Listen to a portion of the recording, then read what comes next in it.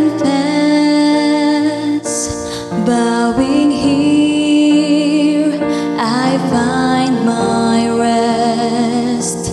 Without you, I fall apart.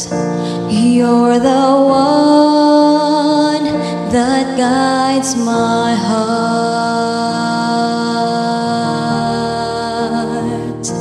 Lord, I need you. Oh, I need you. Every hour I need you. My one defense, my righteousness. Oh God, how I need you.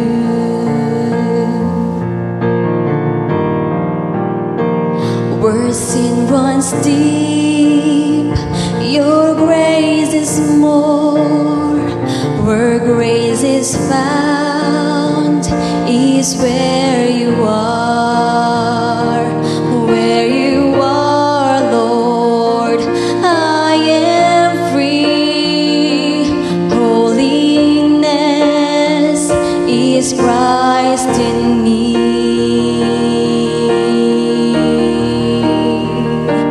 Lord, I need you. Oh, I need you.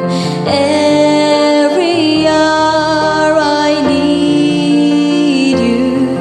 My one defense, my righteousness. Oh God, how I need you. So teach my soul to rise to you.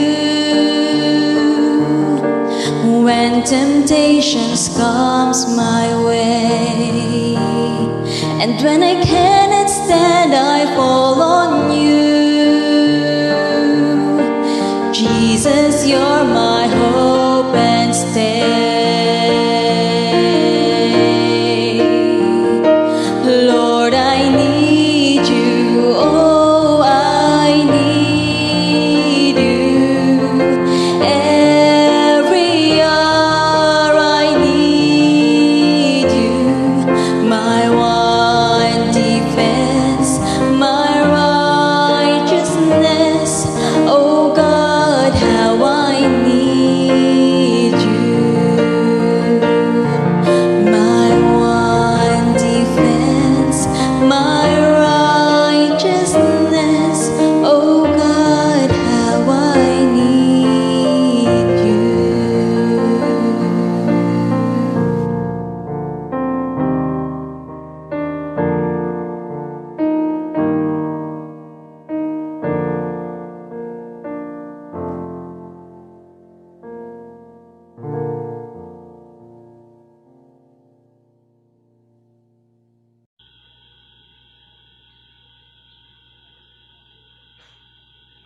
Mapagpalang gabi po sa ating lahat at maligayang araw ng Sabat. Bago po ako magpapatuloy, akin pong inanyayahan ang lahat na i-share po natin ang live na ito upang tayo ay makapag-share sa iba ng makalangit na mga mensahe na nagmula po sa ating mahal na Panginoon. Kumusta po kayong lahat mga kapatid at mga kaibigan? Nawa po ang lahat ay nasa mabuting kalagayan. Ngayon po ay araw ng kapahingahan. Tayo po ay maglaan at magbigay ng oras sa ating Panginoon sa pamamagitan ng online worship na ito. Mga minamahal kong kapatid at mga kaibigan, akin pong basahin ang mga nagsiganap at mga magsisiganap pa sa gabing ito. Pinangunahan ni Sister Joy Dayo Sanico sa kanyang welcome song. Sinundan ng inyong lingkod, Irene May Abinido Ligaspi. Opening song, Waddell and Maestri Sisters. Opening prayer, Sister Marisol Cabrera. Sharing of Bible verse ni Brother Glenn Ligaspi. Tayo po ay makakarinig ng mensahe sa awit na ipagkakaloob sa atin ng tatlong masigasig na mga bata ang conception, siblings. At ang magbibigay po sa atin ng tinapay ng buhay, siya ang ginawang instrumento ng Panginoon upang maibahagi sa ating lahat ang kanyang mga salita. Siya ay si Sister Esther S. Magas. At ang kanyang topic o tema ay pinamagatang Walking with God in Times of Pandemic. Proverbs 3 verse 5 to 6. At pagkatapos, tayo po ay muling hahandugan ng isang awit na ipagkakaloob sa atin ni Sister Rachi de los Santos. Closing song, Abenido Family. Closing prayer, Sister Esther S. Magas. Inanyayahan ko po ang lahat na ihanda ang mga sarili. Tayo'y manood at makinig. So tayo po ay dadako na sa ating opening song ng Waddell at Maestri Sisters.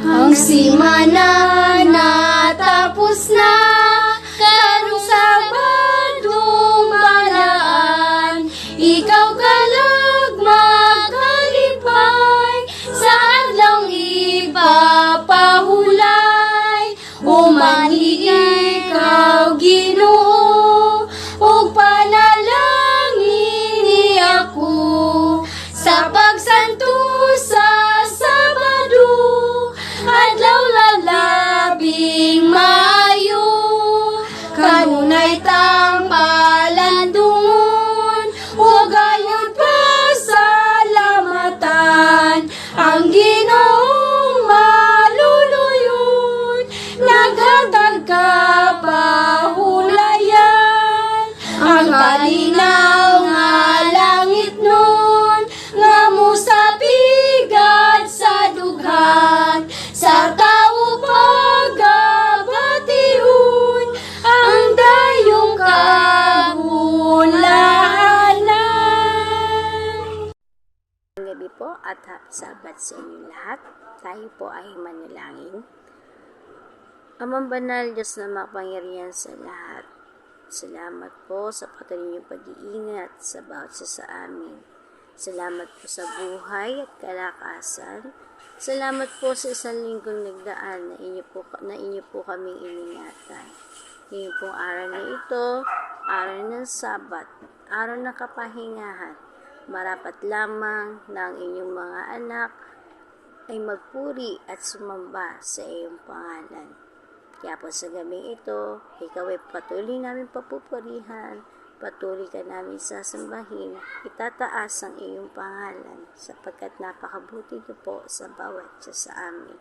Ang bawat salita na aming mapapakinggan, nawa po ito ay tumuo sa aming puso't isipan, patuloy na magpalakas sa aming pananampalataya. Inyo po nawa kaming patawarin sa mga nagawa po namin pagkukulang, lalong higit sa mga nagawa po namin kasalanan, upang kami po ay maging karapat-dapat sa inyo pong harapan. Ang aming pong dalangin, hinihiling sa pangalan po ng aming Panginoong Jesus. Amen.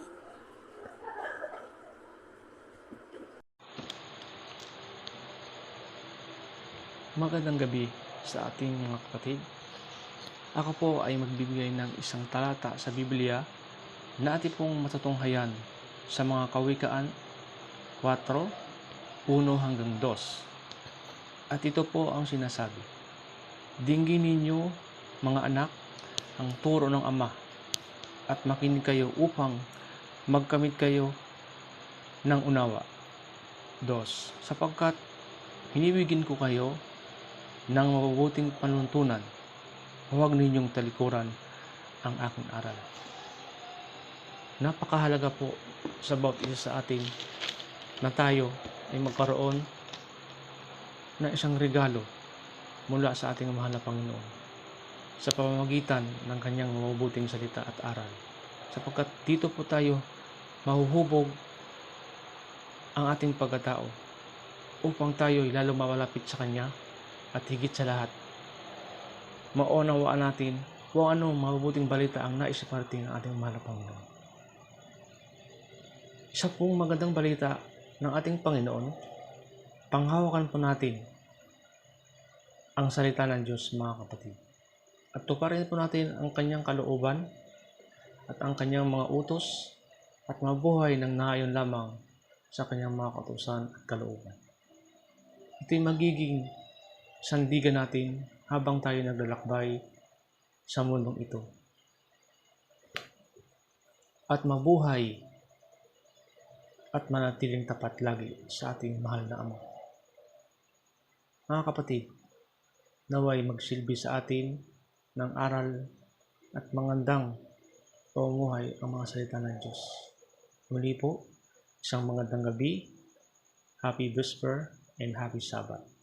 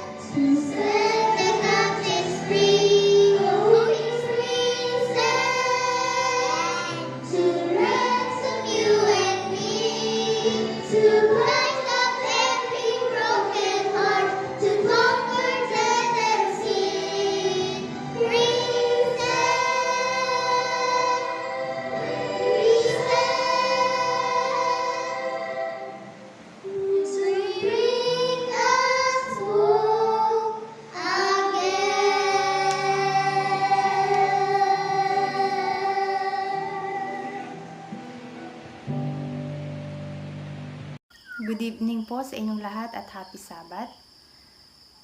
Kumusta po kayo? Ako po ay masaya sapagkat ako po ay nagkaroon ng pagkakataon maglingkod sa Panginoon sa ganitong kaparaanan. Salamat po sa Abenid family sa pag-invite sa akin. Sana pagpalain kayo sa pagkakaroon ng ganitong gawain ng online ministry. Napakagandang gawain ito para sa Panginoon.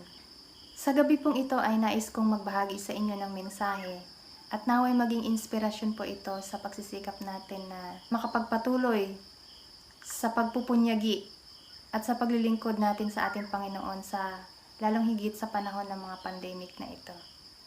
Hindi lingid po sa ating kaalaman na sa pangyayaring ito ay napakaraming nalungkot, nabigla, natakot, at nawala ng pag-asa dahilan sa mga iba't ibang pangyayari na gawa ng pandemic.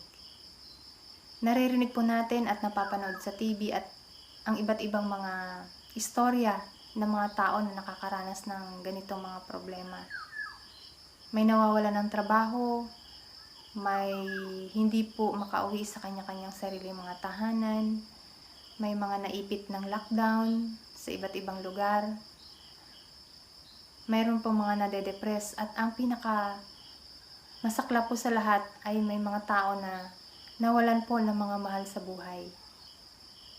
Matinding takot po ang nararamdaman ng maraming tao ngayon. Meron dito po sa amin na namatay na matandang babae gawa ng sakit sa baga. Ang nakakalungkot po sa kanyang istorya ay wala pong pumunta na mga tao sa kanyang burol sapagkat ang mga tao ay takot na takot. Noon pong panahon na yun ay bago pa lang ang pandemic, kaya ang tao ay takot na takot.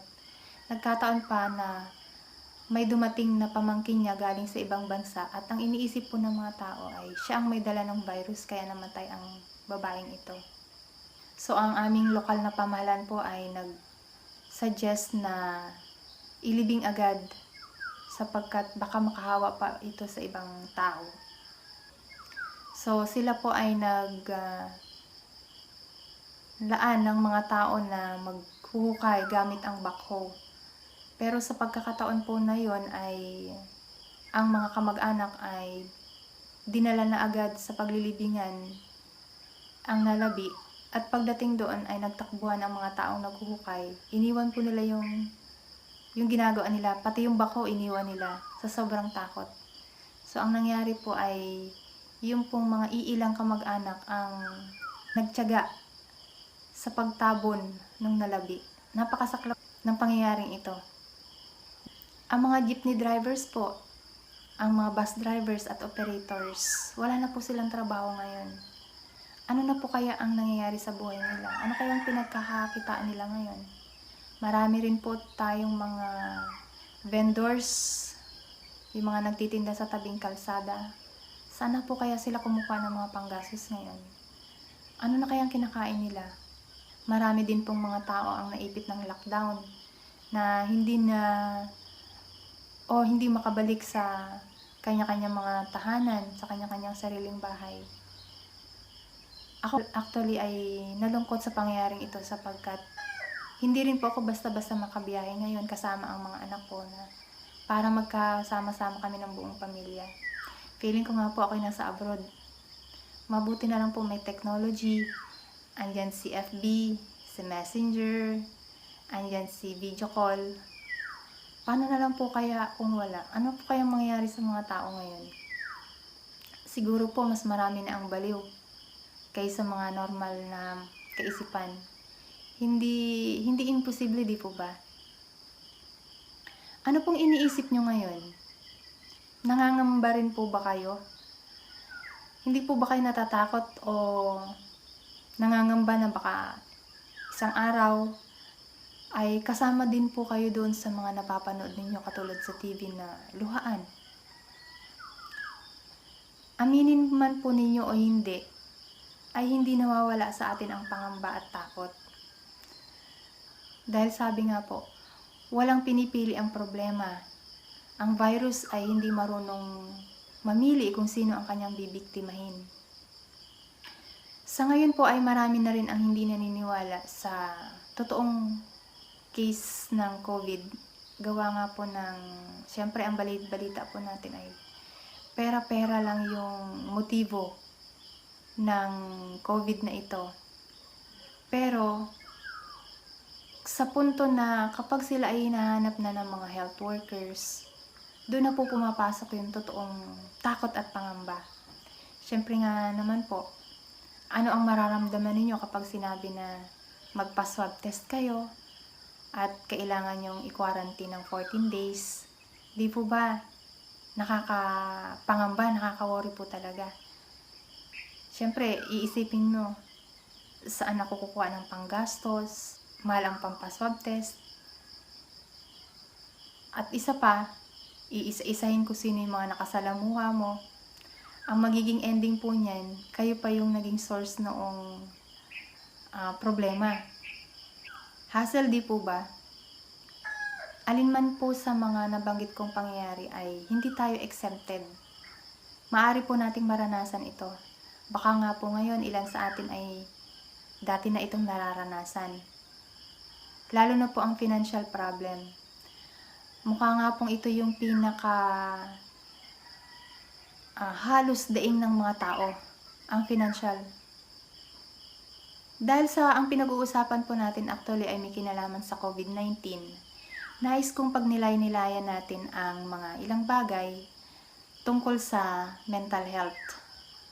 Ano po kaya ang connection ng mental health issues sa iba't ibang mga pangyayari sa mundo natin ngayon sa panahon ng pandemic? Narito po ang ilang mga issue at nais ko pong ibahagi ito sa inyo. Ang unang bagay po ay victimhood. Ano po ba ang victimhood? Ang victimhood po ay pag-iisip ng tao na hindi ko kaya. Ay, hindi ko kaya. Ang hirap. Ang daming dahilan at mahina ang loob.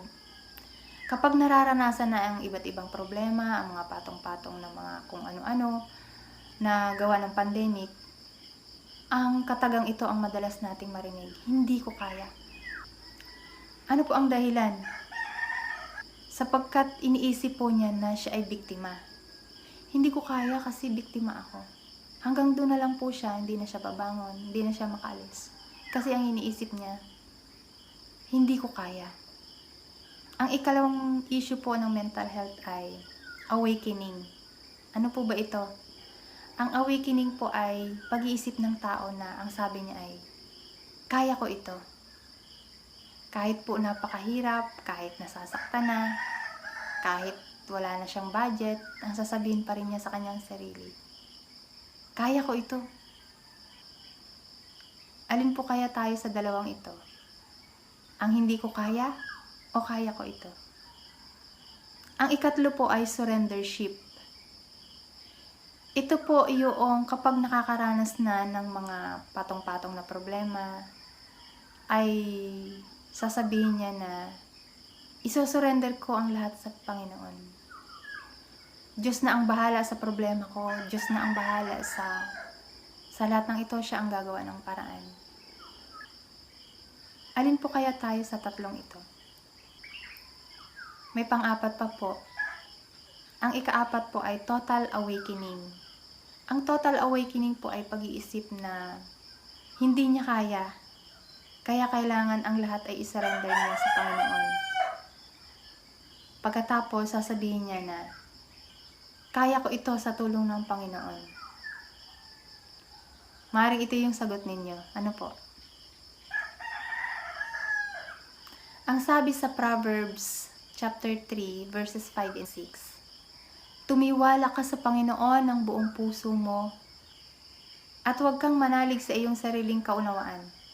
Kilalanin mo siya sa lahat ng iyong mga lakad at kanyang ituturo ang iyong mga landas. Napakagandang pangako po ito ng Panginoon. Ngayong nakakaranas tayo ng mga patong-patong na problema, wala tayong dapat ikabahala. Ang sabi ay tumiwala ka sa Panginoon ng buong puso mo. Huwag mong sabihing hindi ko kaya. Kung nasasaktan ka o wala ka ng pera, huwag mo rin naman sabihin na kaya ko ito. Sapagkat ang sabi, huwag kang manalig sa iyong sariling kaunawaan. Kung talagang hirap na hirap ka na, kung nasasaktan ka na, susurrender ka na ba? Isusurrender mo na ba ang lahat sa Panginoon? Huwag din po, dahil ang sabi, kilalanin mo siya sa lahat ng iyong mga lakad. Ang nais ng Panginoon na isipin natin ng buo. Hindi ko kaya, Panginoon. Ngunit kung isosurrender ko sa iyo ang lahat, alam ko na tutulungan mo ako sa lahat ng bagay at kakayanin ko ito. Ituturo niya ang iyong mga landas.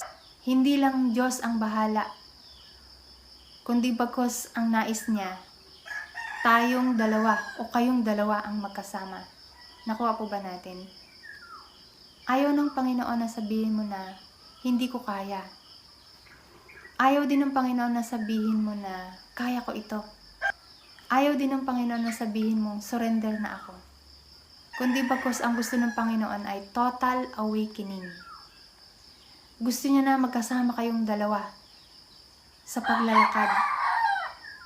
Dahil ang sabi niya, ituturo niya ang iyong mga landas. Hindi niya magagawa po iyon kung kayo ay magkahiwalay.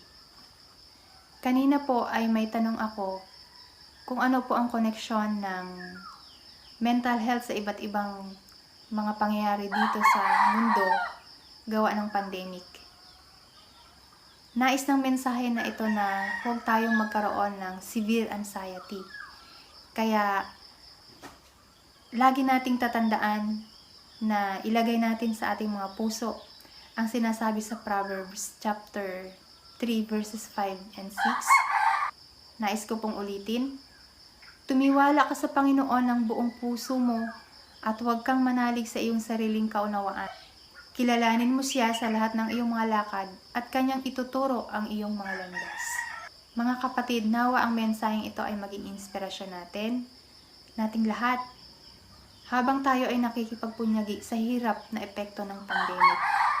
Pagpalain po tayo.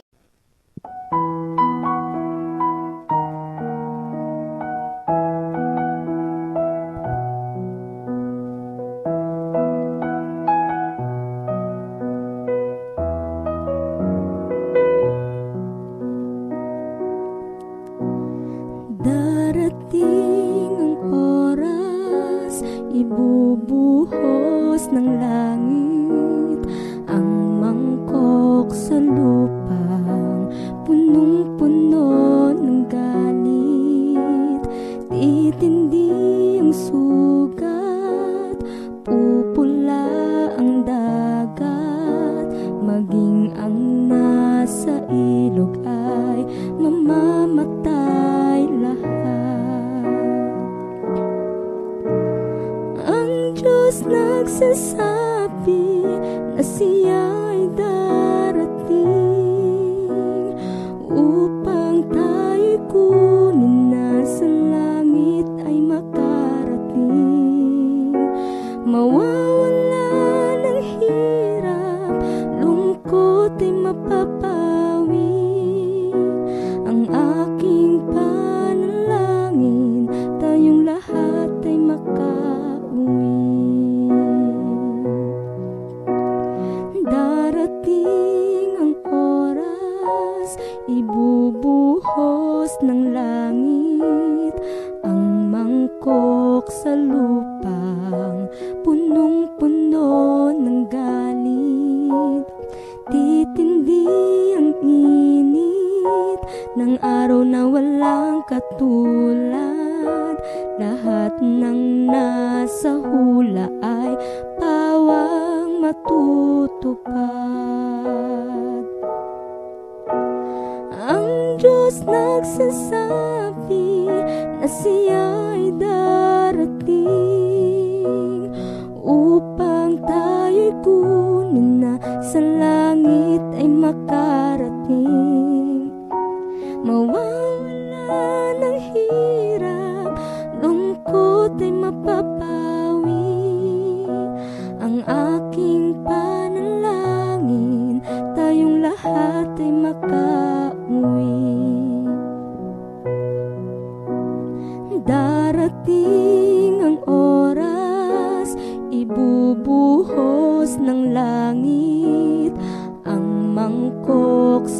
lupang punong-puno ng galit, magdidilim ng sobra, kidlat kulog ay maririnig, at ang lahat ng natitira'y lindol na iyayanig.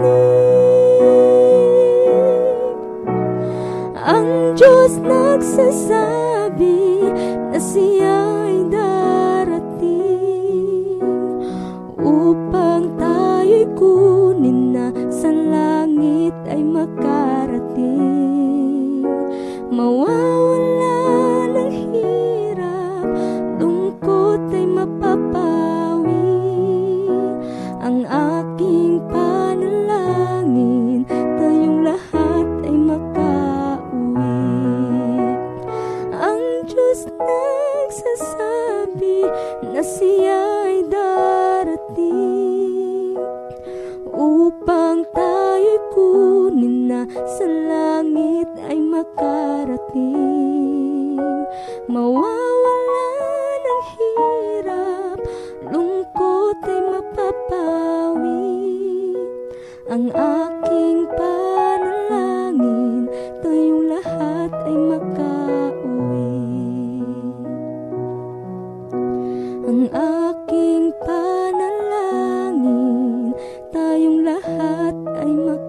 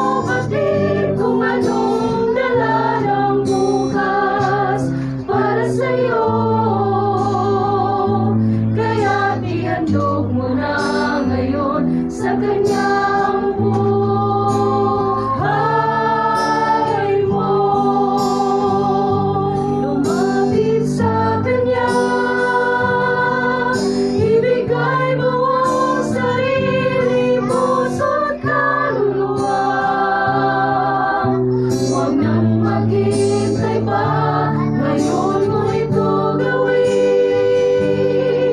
Sapagkat di mo batid kung anong dala ng bukas para sa'yo. Kaya ihandog mo na ngayon sa Kanya. Kaya ihandog mo na ngayon sa Kanyang buhay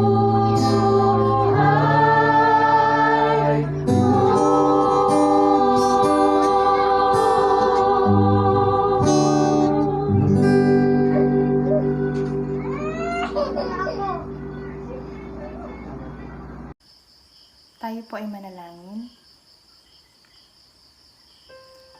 Amang banal na makapangyarihan sa lahat, nagpapasalamat po kami sa kabila ng mga pagsubok na nakalatag sa aming palibot ay nariyan ka upang kami ay lalayan. At iyong ituturo sa amin ang aming mga landas. Kami ay naniniwala na kapag kami ay kumilala at magtiwala sa inyo, ay sasamahan mo kaming palagi. Inihahabilin po namin ang aming mga buhay sa inyo. Hinihiling po namin ang kapatawaran sa aming mga pagkukulang at pagkakasala. Pagpalain kaming sama-sama sa pangalan ng aming tagapagligtas na si Jesus. Amen.